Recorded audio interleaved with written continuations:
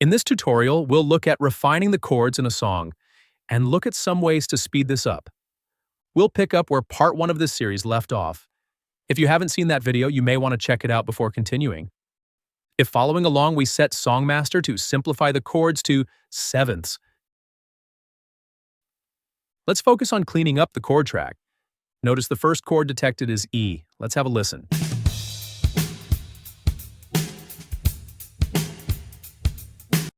If it is just drums, why does it say E? Well, when analyzing chords, Songmaster is listening to all parts of the song and coming up with the best chord that fits what it hears. In this case, the drums must be tuned around E.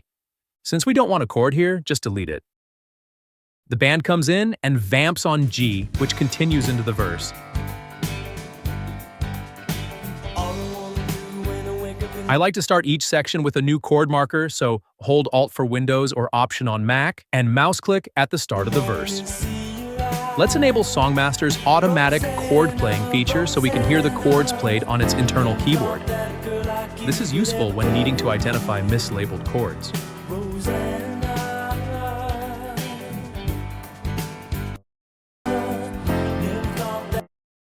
The F7 chord doesn't quite sound right, so let's change it. Double-click it to bring up the chord editor.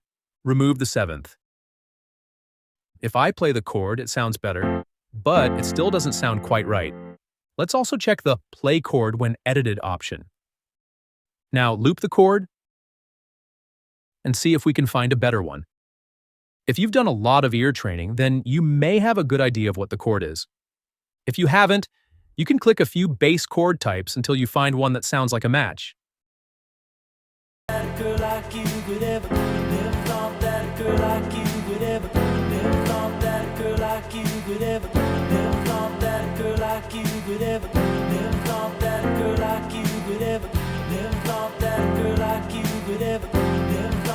Sounds like an F-sus2. Let's move on to the pre-chorus. After listening to this, Songmaster missed a couple of quick chords but detected them correctly in the second half.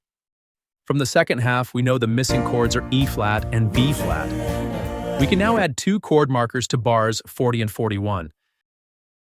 Then, edit the first chord to E-flat.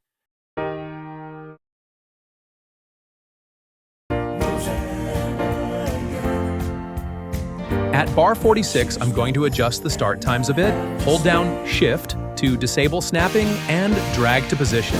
You can use the waveform to help position them.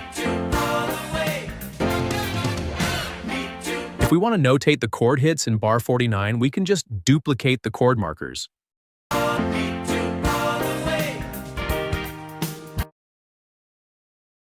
The chords in bars 50 through 53 are duplicated throughout the chorus, so we can just copy them and paste them starting at bar 54. Before we paste, let's change the snap setting to eighths and paste.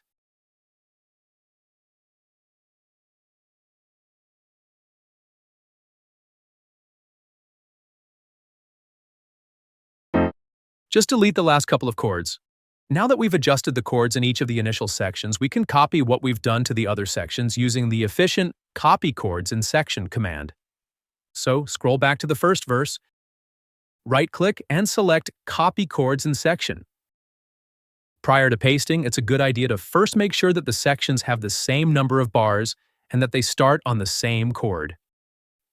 Now go to the second verse. Right-click and select Paste Chords to Section.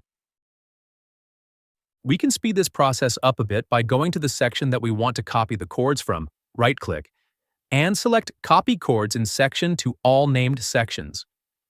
Let's do this for the pre-chorus and chorus. This ensures that all sections have the same chord symbols. If you have Songmaster Pro, then prior to pasting to sections, you may find it useful to toggle to the song sheet view and collapse all sections but the sections you are updating. This allows you to easily compare the chords in each section. Hopefully these tips will make working in Songmaster more efficient and enjoyable.